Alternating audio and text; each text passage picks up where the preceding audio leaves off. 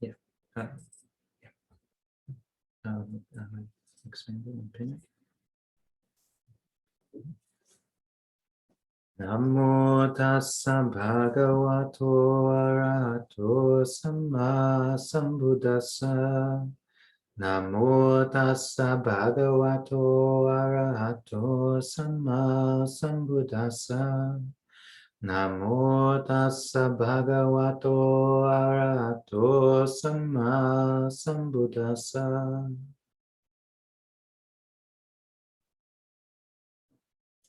Okay. So we've gathered here. We've been offered a space. We've been offered a bunch of food. We've been freed from the duties of the household life. Actually, many people are. It's the beginning of the weekends, TGIF. But we went forth, and so we've got an opportunity to really commit to practice. And we've also got a wonderful opportunity, with the space, with food offered for people to join us and to share the practice. And meditation practice is something we're all doing individually, but it's very interesting how we get so much more out of it when we do it in a group. There's ways that we hold the space for each other and hold the intention. And when we look left and we look right and we see people sitting up all straight, even if their minds are as much a mess as ours, nevertheless, we get inspired, we get reminded. This is rare in the human realm. This is a rare opportunity in life to get reminded, like, time is precious. Use it well. For us, this is a vacation. We've been out in the woods. We've been getting dripped on in our tents. We've been going on alms round and just living on what's put in our bowls. And we get to come and we get to show up and we get to do formal practice. We get to sit for hours a day. And it's a treat. It's a treat to have all the other bases covered and to just be able to practice together as a group. So it's not funny. The word treat is in retreat. And it's quite interesting because all of the things we're doing would seem like a punishment to people in the outside world. Like we're gonna turn off the cell phones, we're gonna turn off the TV, we're not gonna eat dinner, we're not gonna have sex, we're not gonna, and we're just gonna sit and sit and sit, and then we're gonna stretch our legs a little and we're gonna sit again. But when this turns around and becomes a wonderful opportunity, is when we realize that success in our spiritual practice, and our spiritual practice, by that I mean our effort put towards becoming happier and suffering less, our success in that is based on conditions. It's not random. There are things that lead to enlightenment. And we can stack the odds in our favor. We can build up all the supportive conditions. Part of that is knowing what the supportive conditions are. So there's the Eightfold Path.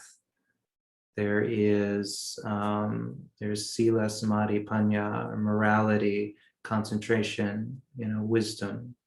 There are all of these things that we're told to practice, and it almost seems like what's the idiom? We have to swallow the river Ganges. It's all of this Dhamma, all of these ideas, all of this awakening that has to happen, and all of these virtues that need to be cultivated. The Buddha, he taught all of these things, but the interesting thing was if we go back and we look, he didn't teach all of these things to every person.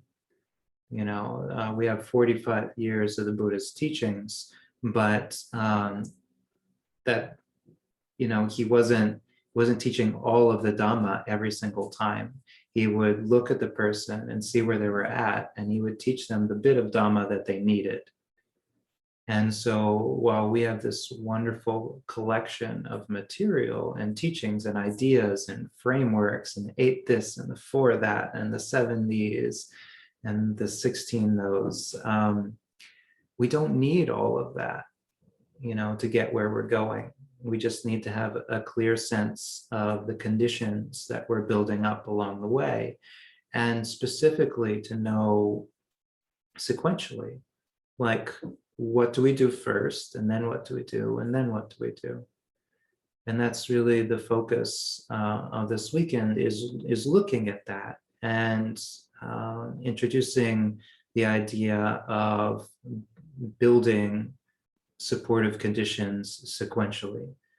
So meditation retreats are something that have existed in the monastic form for 2,500 years. The Buddha would go into seclusion and go and retreat.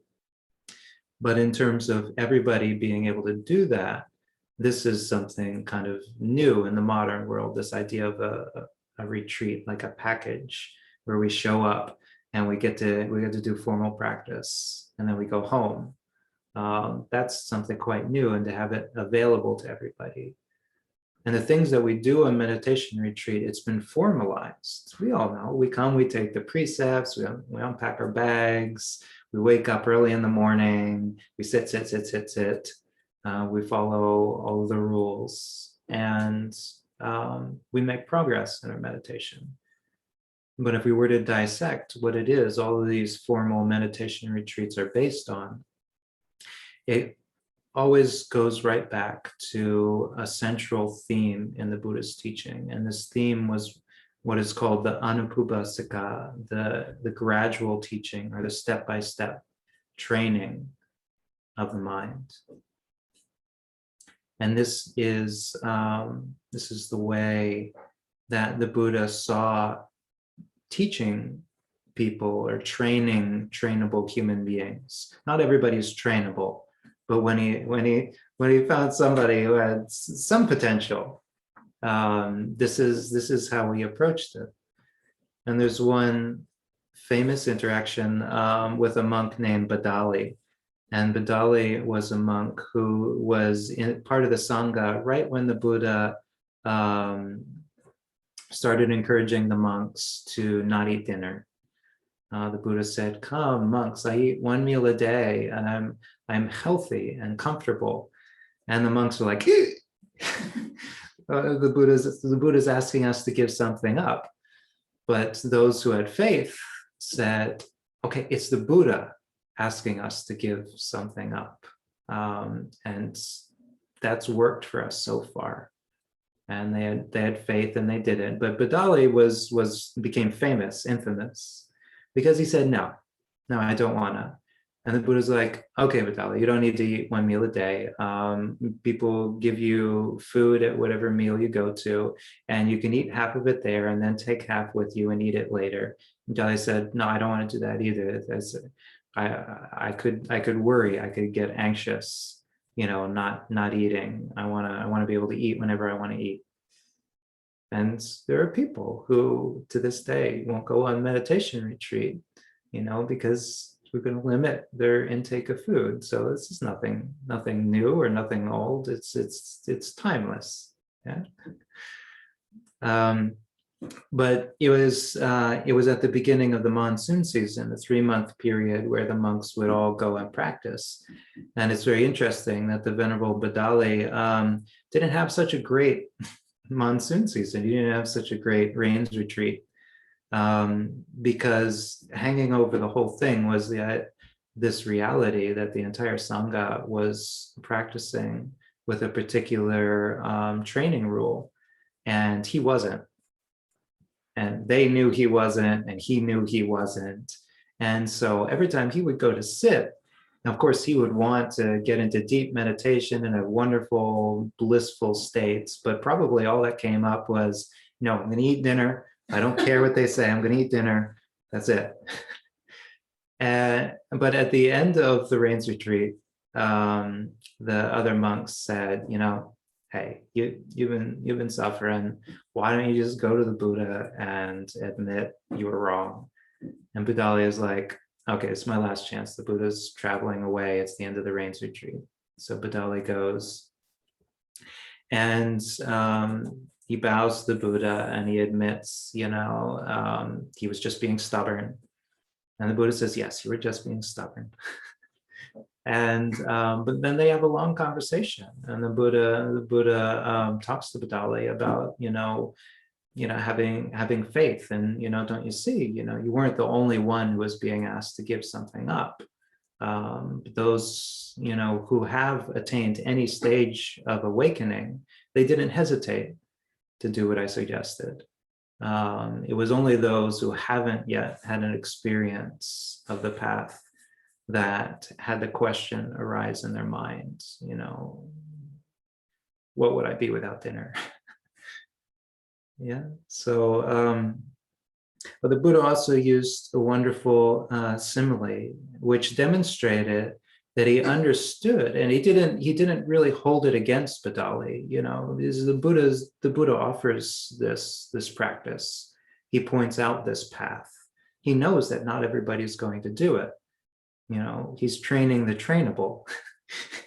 he's not out there trying to convert everybody, but those who want it, he offers it to them. But he knows that it's going to be a stretch. So the Buddha used the simile of the wild colt, and the wild colt is a horse that you might catch up. You might catch in the wild, and you might put it in a pen. And if you want to be able to ride that horse, you can't just throw a saddle on his back and immediately jump on and expect that you're going to not break any bones, because that horse is going to send you flying. And likewise, the Buddha knows that when we're presented with the Dhamma, we can't just dive right in. We can't just immediately jump onto the cushion and have wonderful, blissful mind states.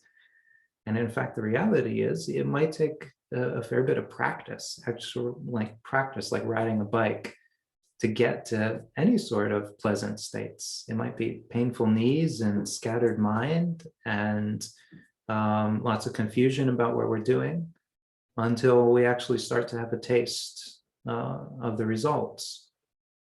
So the wild colt, the Buddha says, first, you just get used to being in the pen.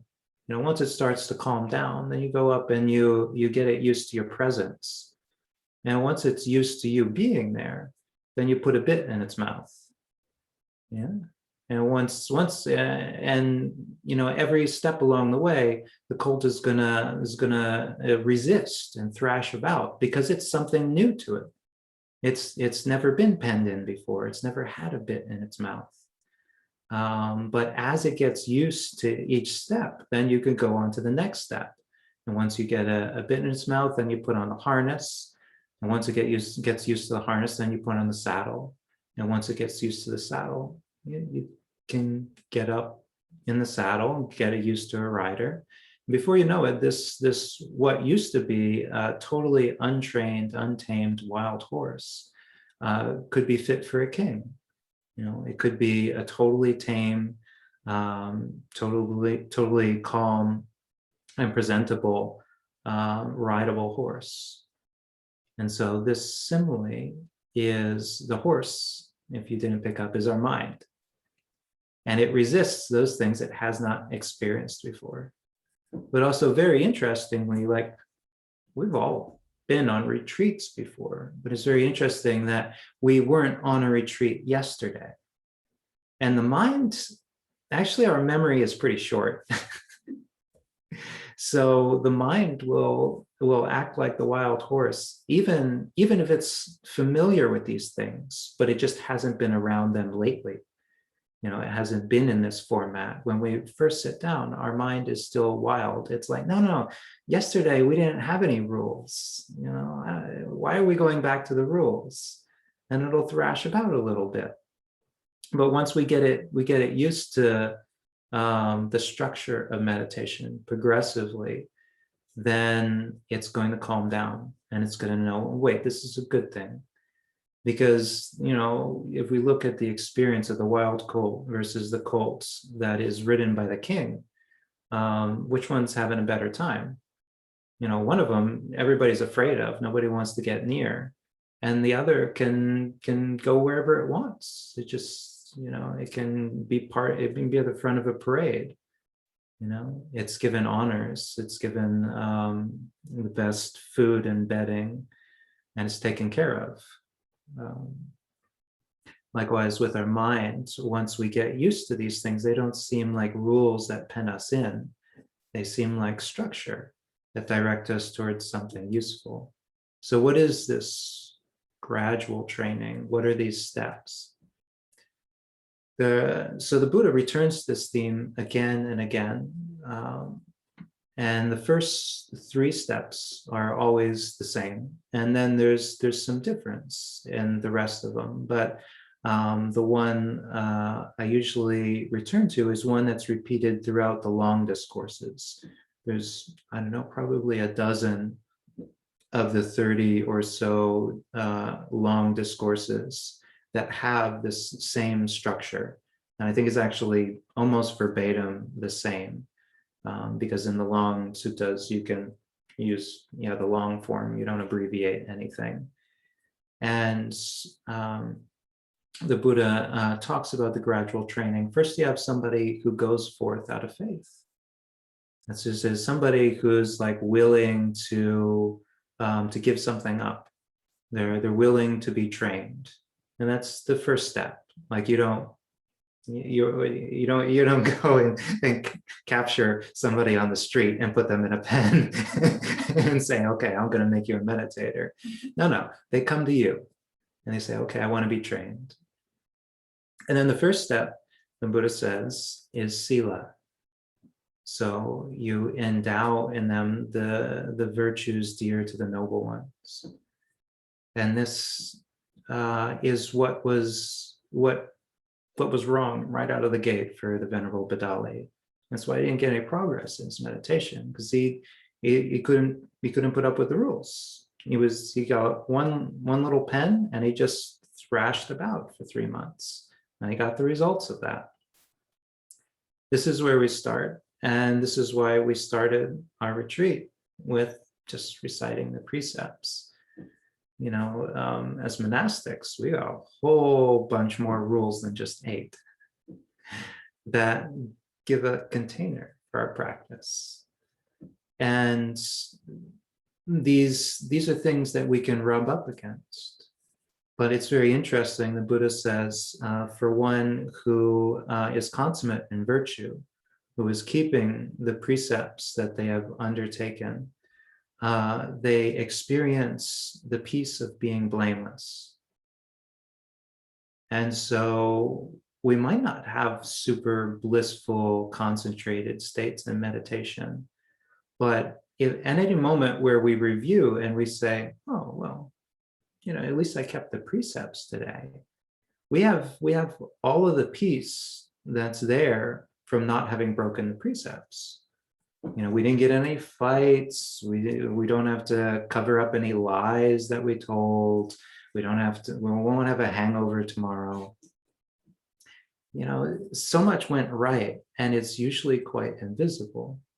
But this is why in the gradual training, the Buddha points to it.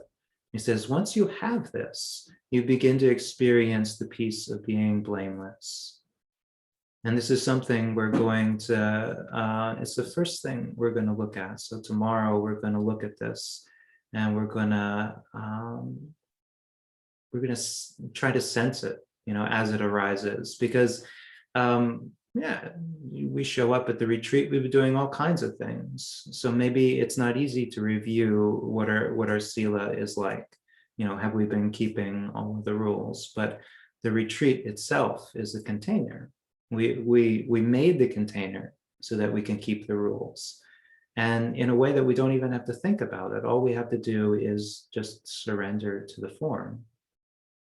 And then we get to be blameless. So what is it like when, there's something blameworthy? It doesn't mean, the cops are going to show up and they're going to be like, you had a cupcake afternoon.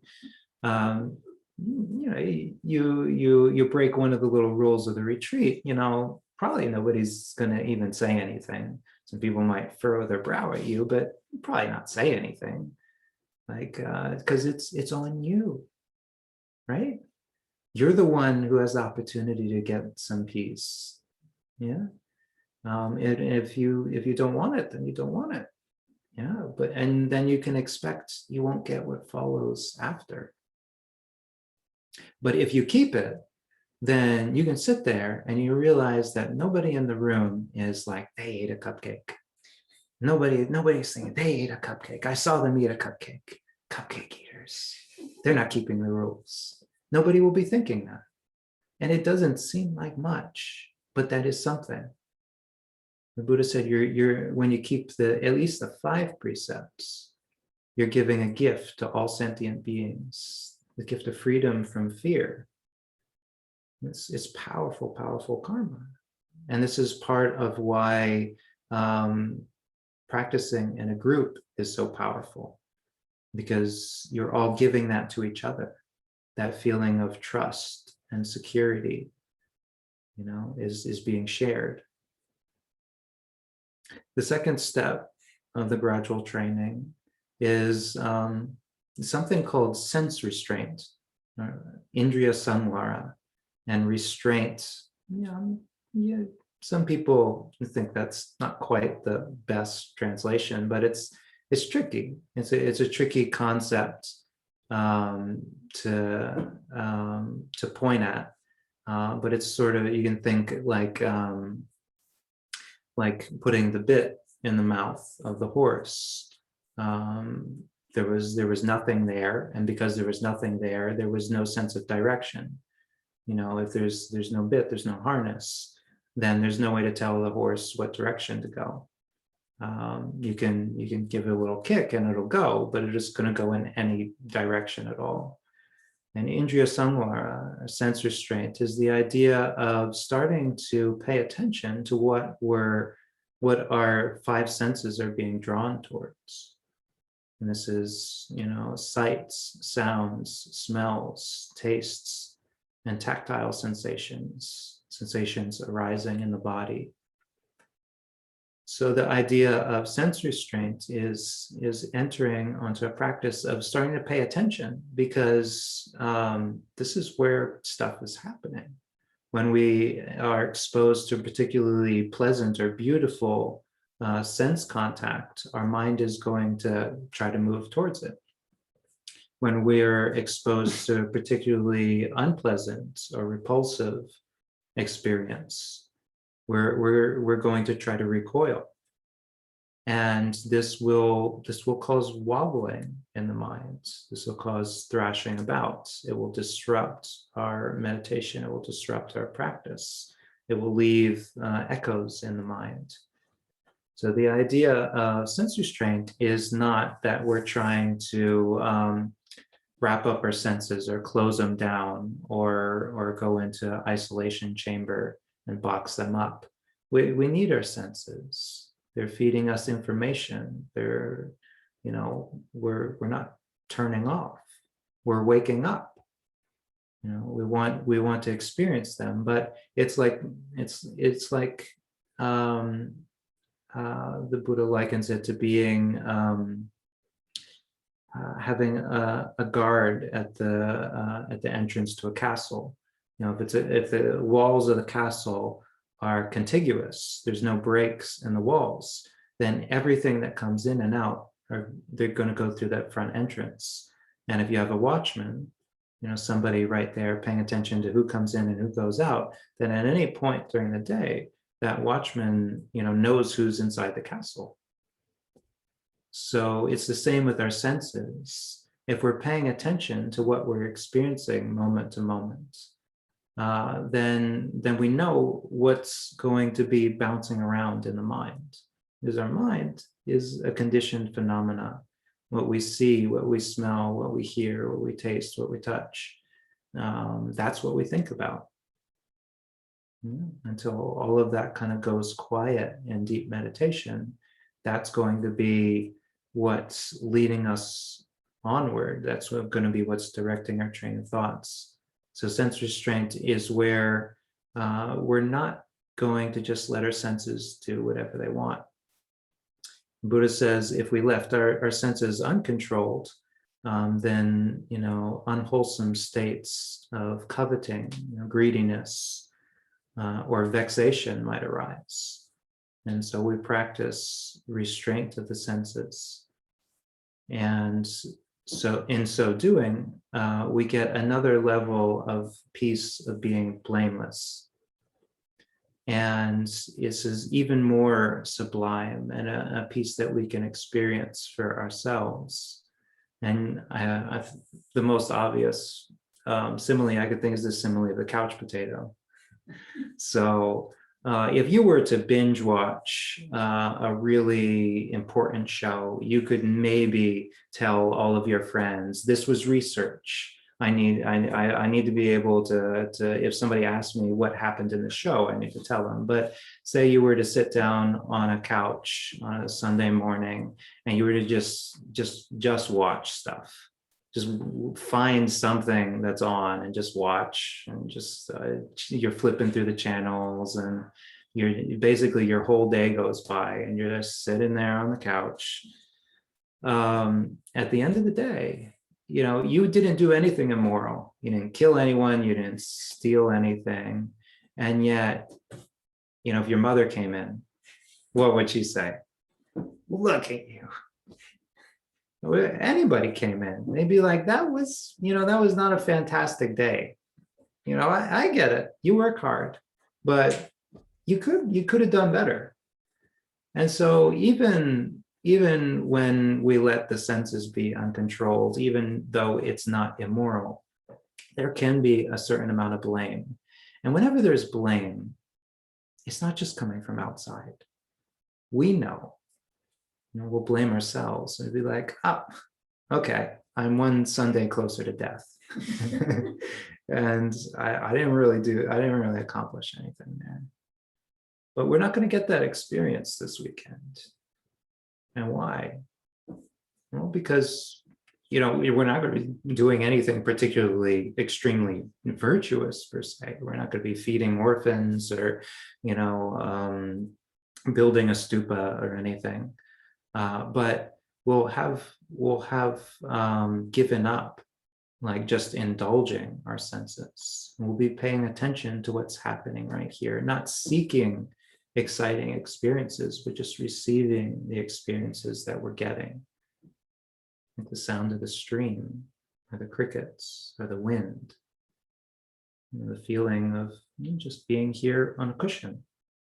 We're not lounging in a big soft recliner, barely using any muscles besides our eyelids. We're sitting upright on a cushion. We're experiencing our body very fully. So we have no regrets. We were here. Whatever here is, we were here fully for the experience. And so that subtle bit of blaming that can come from indulgence is no longer present. And that's actually a very profound kind of peace rarely attained, and a hard one, because we have to turn off the cell phone, we have to turn off the computer, we have to turn off the TV. It's hard to do. And our mind says, don't do it. Don't do it. You'll be so bored. And yeah, there's a kind of runner's wall that we have to break through, but then you get there. 20 minutes later, you're just so glad that you did. Now, this leads into the third aspect of the gradual training, which is mindfulness and clear comprehension. And it's pretty obvious that can't happen until there's some awareness and control of the senses. Mindfulness and clear comprehension is knowing knowing your posture. When you're standing, you know, okay, I'm standing. When you're sitting, you know, okay, I'm sitting. When you're lying down, you know, okay, I'm lying down. You're aware of what's going on right here, right now. When you're going to the kitchen, you know I'm going to the kitchen. When you're opening a drawer, you know I'm opening a drawer. You extend your hand to get something. You pick it up. You retract your arm. You know, these simple motions, simple, but 98% of our lives is simple motions that we ignore. So this part of the gradual training, leading on to profound meditative states and to awakening, is waking up to the 98%, is gaining all that time. So instead of not wasting time, we're actually becoming more and more aware of how much time we have, of what we're doing throughout the day. We're experiencing our lives fully. And this starts out as effort. It starts out as really going against the grain of the mind, because we're conditioned to not pay attention to the 98%. We're conditioned to look for the other 2%, the pleasant and the unpleasant, you know, the in between, the neutral stuff. We just want to get past it, get through it. But when we start waking up to it, then the mind becomes very calm. You know, it's like putting the saddle on the horse. You know, we're just one step away from riding it. Yeah, because we're there for every minute. It's really at that point just a matter of choosing an object of mindfulness and staying with it. And the peace that comes with this stage, the gradual training, is the peace of mindfulness and clear comprehension themselves. These are a joyful state. To be aware is pleasant. But the Buddha says it's a subtle kind of pleasant. You know, it's not like, you know, it's like, oh yeah, spectacular. It's like, no, actually, this is nice. And the thing is, we can know that it's nice. We can't know it's nice if we don't do it. If we're still sitting on the couch, we can think, oh, mindfulness would be really nice. But we can't taste that flavor. We don't get to experience that. This is something we only get if we set some boundaries, if we rein in the senses, and then we start paying attention moment to moment. And in the context of this retreat, as I said, there's a few different ways you can sort of polish off the gradual training before you get into deep meditative states. And there's moderation in eating, there's devotion to wakefulness, so sort of limiting your sleep. But one of them I particularly like, and has always really rung true in my own practice, is that of contentment. And I often think of this as like the last dial that we can sort of fiddle with and tweak to get the most out of our meditation, the last little bit of supportive conditions. We may have sila, we might have indriya samvara, we might have morality and control of our senses. We might have unbroken mindfulness, and yet we're still trying. We're still like, why am I not in jhana? Why am I not, having all of these wonderful meditation experiences that everybody's talking about? There's no bright lights. What is this? I feel like I'm being cheated. Maybe it's my cushion. Maybe I need more buckwheat in here, or maybe I need less. Or it's too hot, it's too cold. I shouldn't have had that extra piece of banana bread at the meal. Or maybe I should have. Maybe I don't have enough calories. Oh, so I gotta wait till tomorrow. All of these thoughts, they're subtle. And that's in fact, they're very normal thoughts. But these can be the last thing that prevent us from really, really experiencing bliss, really experiencing peace and concentration.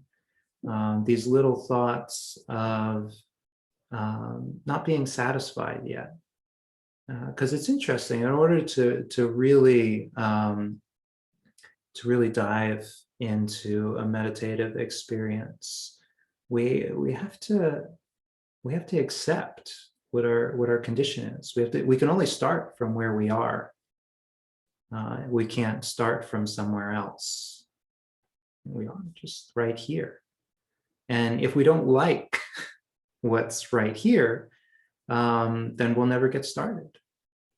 And but starting meditation is not necessarily doing something in the end, because meditation is all about letting go.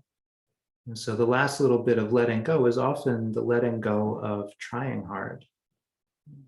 It's the letting go of, fiddling with the dials. It's the letting go of trying to set up conditions just a little bit better.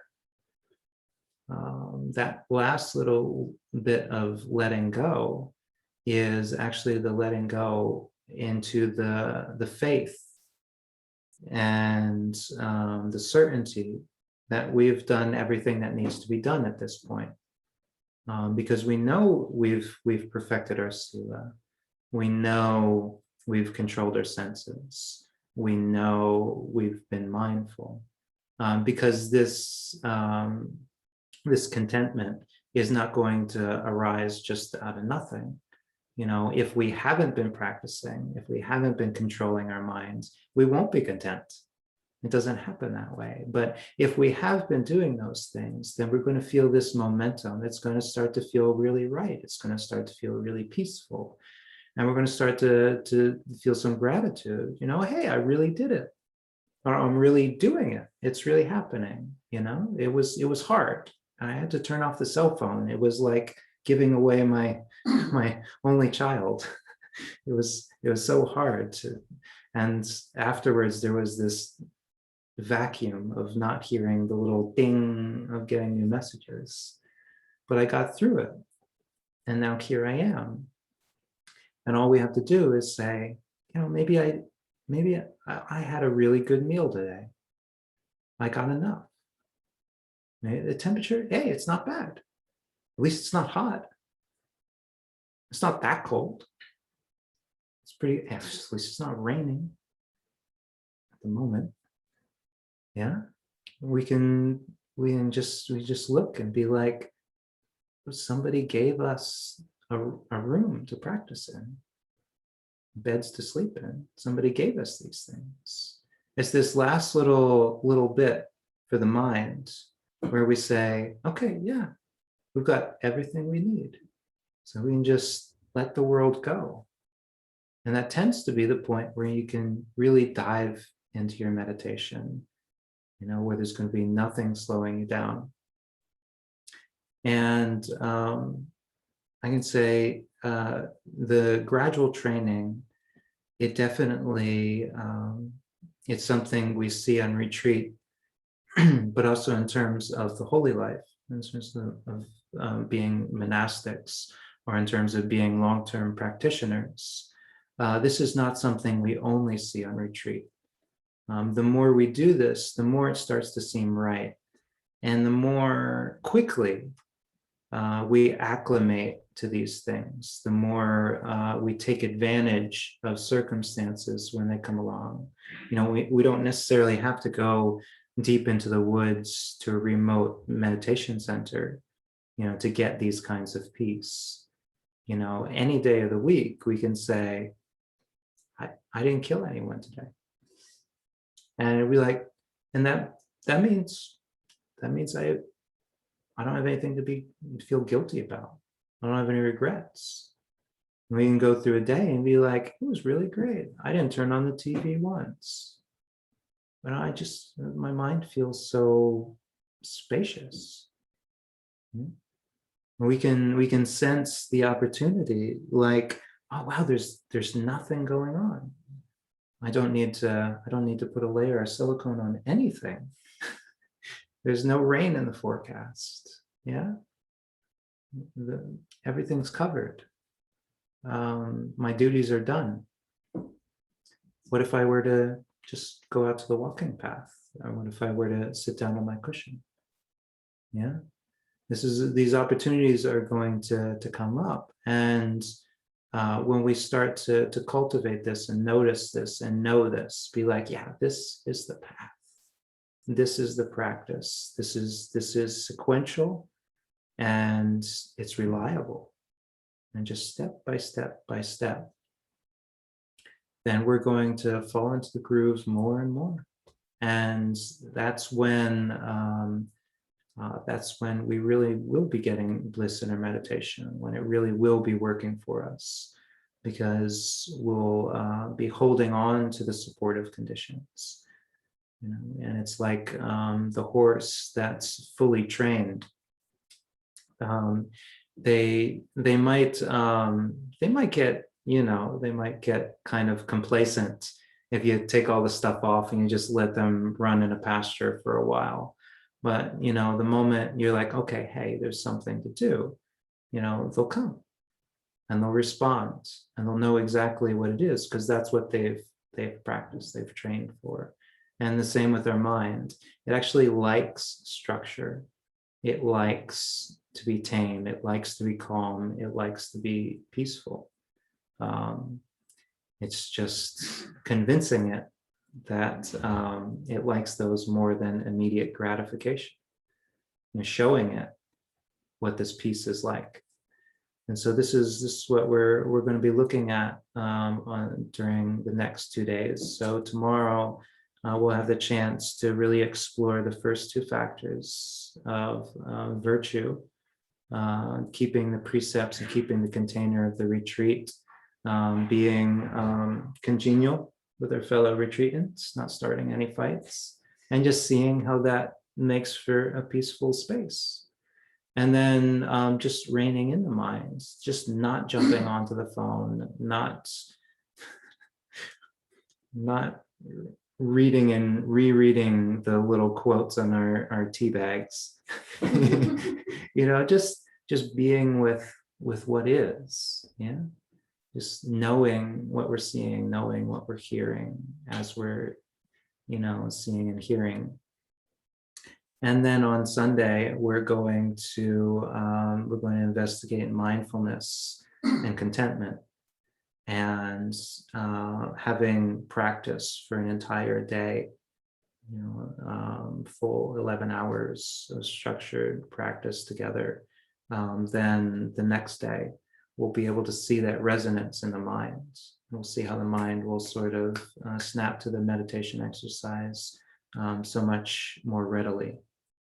Yeah, and we'll explore what it's like to kind of trust that we've done some work, we've set some conditions, and then to let go into that and see what happens.